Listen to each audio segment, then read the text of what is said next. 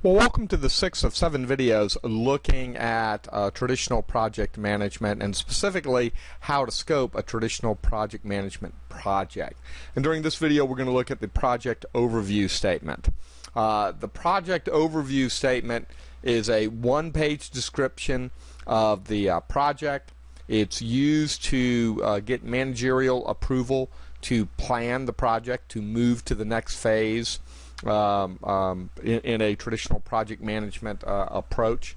And it really consists of a number of sections that are meant to be succinct and concise. So you're going to have a overview of what the problem or opportunity is, talk about the goal of the particular project, have 5 to 7 high-level objectives, have a couple of success criteria that measure business value, then talk about some of the assumptions, risks, and obstacles. When you look at all of this in aggregate, you're talking about a one-page document, lots of white space actually on that one-page document, with the intent of receiving executive approval to move to the next phase, to actually do planning. So you're not trying to solve everything. You're just trying to provide enough information so that executives believe that there is enough value in this particular project to proceed forward. All right, let's look at each of these sections relatively quickly because they're pretty straightforward. So the problem or opportunity should be 1 or 2 sentences. It's really the foundation of why are you doing this, what issue is out there that needs to be resolved, or what business opportunity do we have. It has to be something that is not contentious, that everyone agrees to. It has to have face validity. From there we move to 1 or 2 sentences that talk about what your kind of goal is, your plan for addressing this. Again, got to be pretty straightforward, cannot be too detailed. It's 1 or 2 sentences, and again, it's something someone reads and comes to the conclusion immediately, yep, we need to do this. Let's see what the let's get a little bit more definition around this. Those definitions come from the project objectives.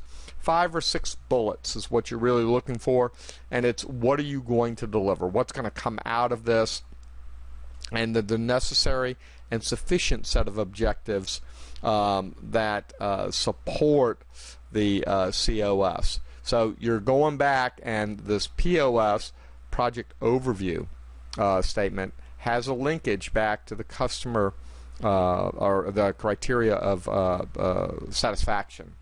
So when you start to look at those success criteria, they're in one of 3 forms. You're going to have this idea of increasing revenue, avoiding cost, or improving service. Any of the success criteria should be very measurable and should be tied directly to one of these. How are you improving services for your existing customers? How are you avoiding cost?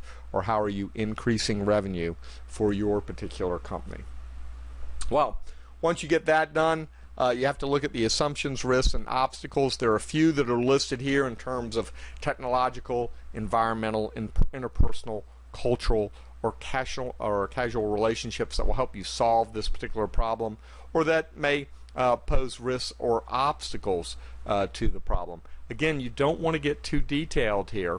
You want to highlight the major risks, assumptions, and obstacles. And remember, assumptions are done to simplify the problem. They're not done to obscure or to mask. They're not facts in hiding. Assumptions are used only to simplify the problem so that it's understandable, but while conveying the underlying truth of what the issue is being faced. All right, finally, you may have, while I talked earlier about the project overview statement being 1 page long, you may have attachments associated with this particular project looking at risks or finance or resource constraints. All of those things come to play. But you do want to go back and add these in so that at the end of this discussion presentation, you're getting sign-off from the executive that this, in fact, is a viable project and you should be moving forward. All right, well, that brings me to the end of the 6 of 7 videos. We're almost done with Chapter 4. We've got a few closing thoughts, so keep on learning, and I'll see you in the next video.